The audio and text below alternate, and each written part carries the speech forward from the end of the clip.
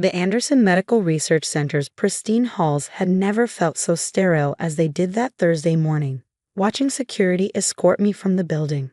3 years of groundbreaking research, countless sleepless nights, and a potential cure for an aggressive form of pancreatic cancer, all dismissed as wasteful and delusional. Dr. Chen, Dr. Victoria Reynolds called from her office doorway, her voice dripping with false sympathy. "Don't make this harder than it needs to be. Your funding is gone, your lab is reassigned, and your theories," she smirked. "Well, let's just say the board was very clear about the scientific validity of your work." I clutched my research notebook closer, feeling the weight of years of careful observations and breakthrough moments. They'd let me keep my personal notes, thinking all the important data was already in their system. They were wrong. My name is Dr. Sarah Chen, and until today, I was a leading cancer researcher at one of America's most prestigious medical institutions. But I committed the cardinal sin of medical research. I questioned the established treatment paradigm.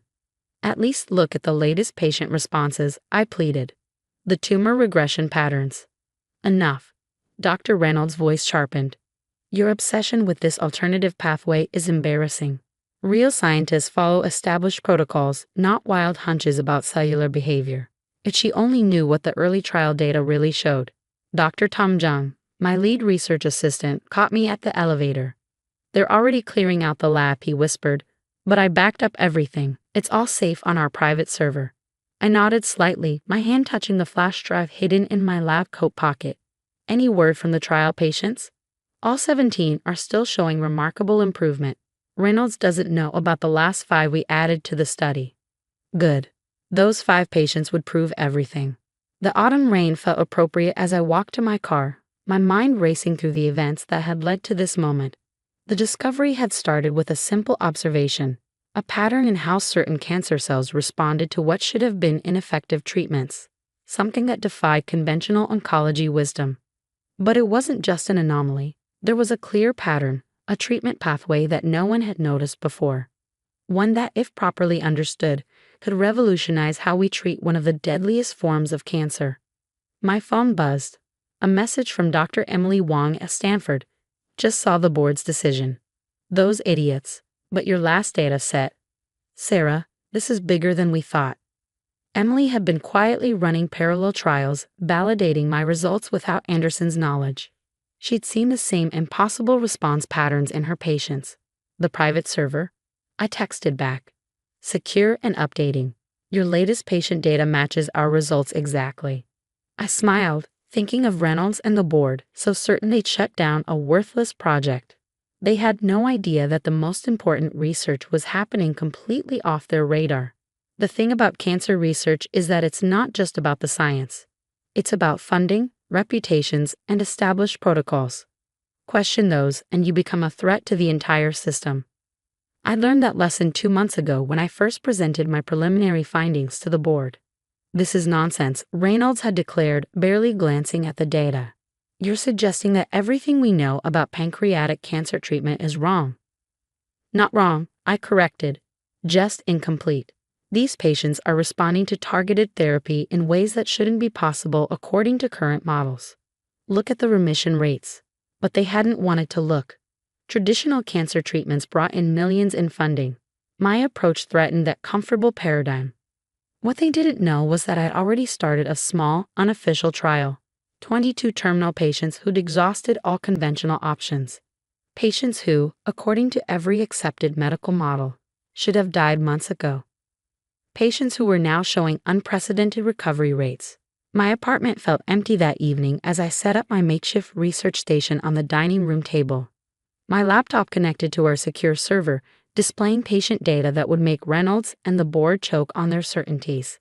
The recovery patterns were undeniable. Stage 4 pancreatic cancer patients showing 70% tumor reduction in just weeks.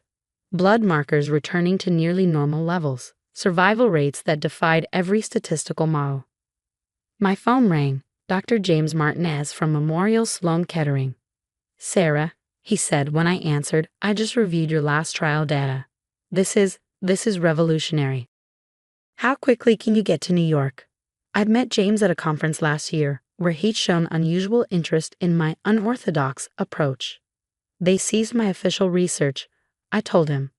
But not everything, I hope. The question was careful, measured. No, the important data is safe. Good, he paused. Because I have something you need to see. Remember those anomalous results I mentioned in my lymphoma trials? My heart started racing. The same cellular response patterns. Exactly, and Sarah, 4 of my terminal patients are showing complete remission. It's not just pancreatic cancer. Your treatment pathway works across multiple cancer types. I sat down hard, my mind spinning. Independent confirmation from one of the world's top cancer centers. We need to meet, I said. But not here. They'll be watching. Already planned. There's a small oncology conference in Boston next week. Reynolds and her crowd won't attend. It's too focused on experimental approaches. But there's someone you need to meet. She's been seeing similar results in Tokyo. I glanced at my screen, where patient data showed the impossible terminal cancer patients recovering through a treatment protocol that, according to Reynolds and the board, was worthless. Send me the details. After hanging up, I dove back into the data. The pattern was becoming clearer with each analysis.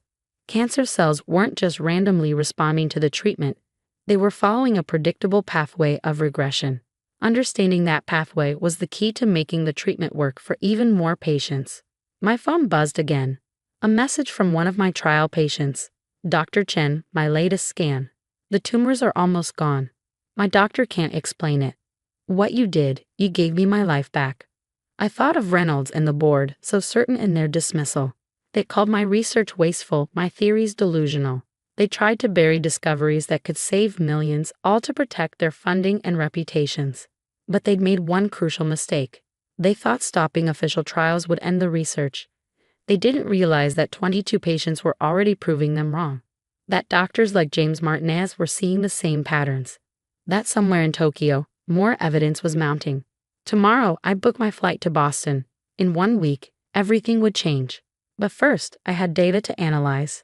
Because while Reynolds and her colleagues were writing me off as a failed researcher, patients were living who should have died. And their survival told a story that would shake the foundations of cancer treatment. The rain pounded against my windows as I worked through the night, each data point adding to a picture that was becoming impossible to dismiss. I thought of my mother, lost to pancreatic cancer 5 years ago because conventional treatments failed her. Sometimes, she told me near the end, the biggest breakthroughs come from the ideas everyone else rejects. She was right, and soon the world would understand why. Part 2. The Healing Truth. The Boston Medical Conference looked modest from the outside, a small hotel conference center far from the gleaming research hospitals where Reynolds and her colleagues preferred to present. But as I walked into the oncology symposium, I knew this was where real science was happening. Dr. Chen. Dr. Yuki Tanaka from Tokyo approached, extending her hand. Your cancer response patterns have changed everything we thought we knew about tumor regression. I studied her, brilliant eyes behind rimless glasses, the kind of researcher who cared more about saving lives than building reputations. This was the scientist James had mentioned, who'd been seeing the same remarkable results. Show her, James called from his laptop. Show her what happened with your terminal patients. For the next 3 hours, we compared data sets, my 22 patients, James' the lymphoma trials, Yuki's research in Tokyo, 3 independent studies all showing the same impossible results. Terminal cancer patients recovering through a treatment protocol that violated every accepted model. The cellular response isn't random, Yuki explained, pulling up microscope imagery. Look at this sequence. The cancer cells follow predictable regression pathways when exposed to your treatment. Once you understand the pattern, you can trigger the response in almost any patient, I finished, across multiple cancer types. Exactly. James joined us. But it's more than that. The pathway you identified, it's not just a treatment response. It's a fundamental mechanism of cellular behavior that traditional oncology missed. My hands trembled as I pulled up my latest analysis. It's like, we've been trying to stop cancer by fighting it, when we should have been redirecting it. The cells aren't just dying, they're transforming. Back into normal cells, Yuki smiled. Nature's own repair mechanism. The implications were staggering. Current cancer treatments often failed because they tried to kill cancer cells directly, triggering resistance. But we found a way to activate the body's natural cellular repair pathways to essentially reprogram cancer cells back into healthy tissue. My phone buzzed. A message from Tom. Reynolds is presenting at Harvard next week, claiming your research was fundamentally flawed. What do you want me to do? I smiled. Nothing. Let her talk.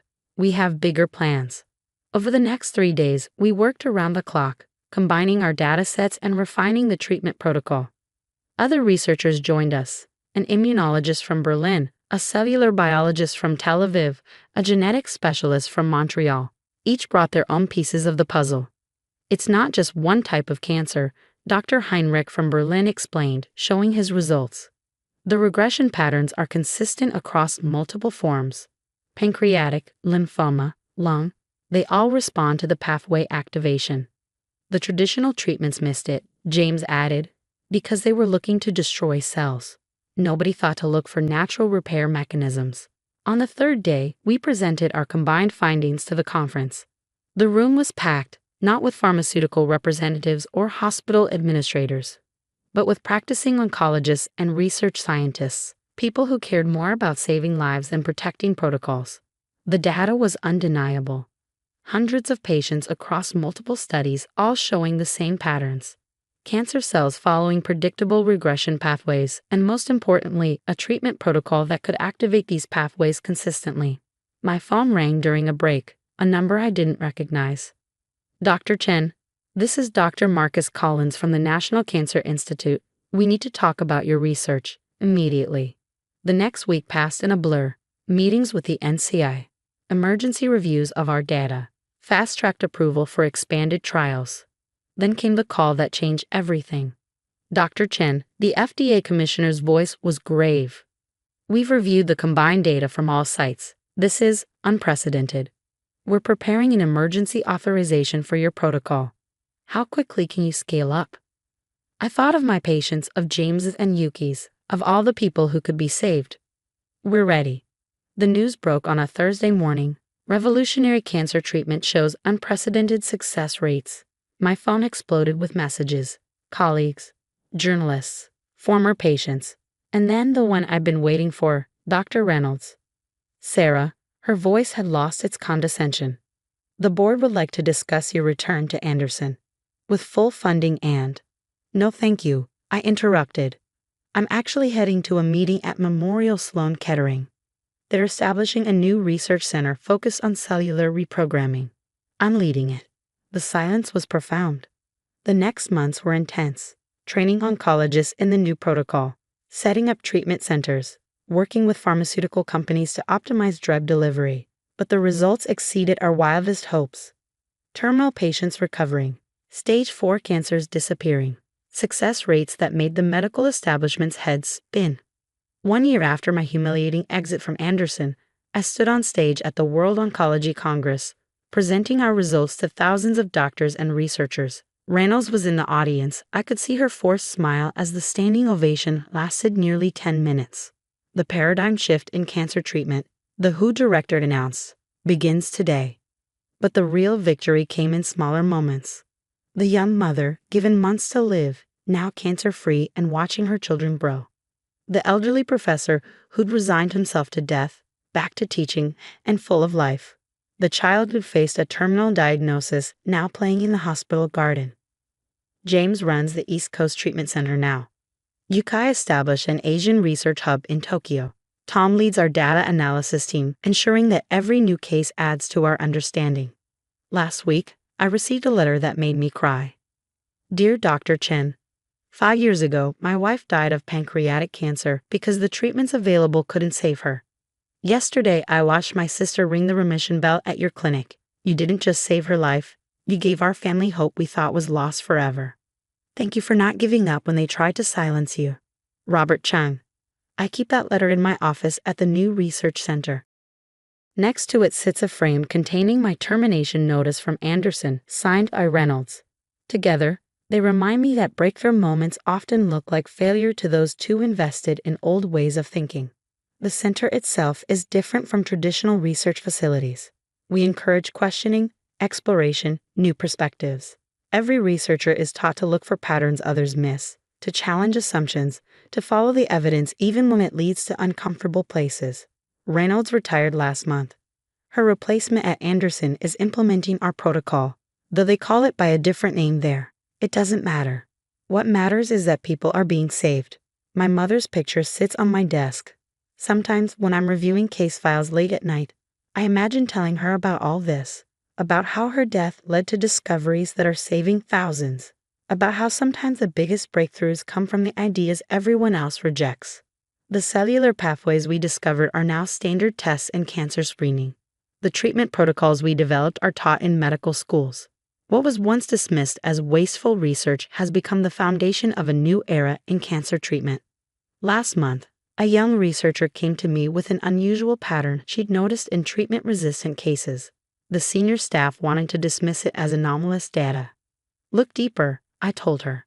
Sometimes the most important discoveries hide in the patterns everyone else ignores. She found something significant, a secondary regression pathway we'd missed.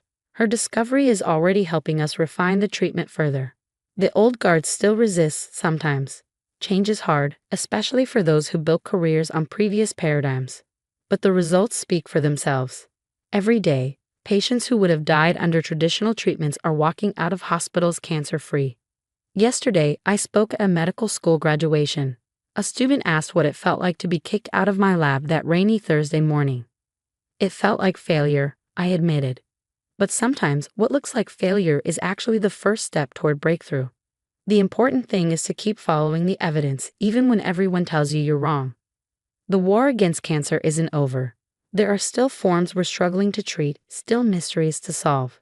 But we changed the rules of engagement. We've learned to work with the body's natural healing processes to transform cancer cells rather than just trying to destroy them. And it all started with a wasteful theory and the courage to follow it wherever it led.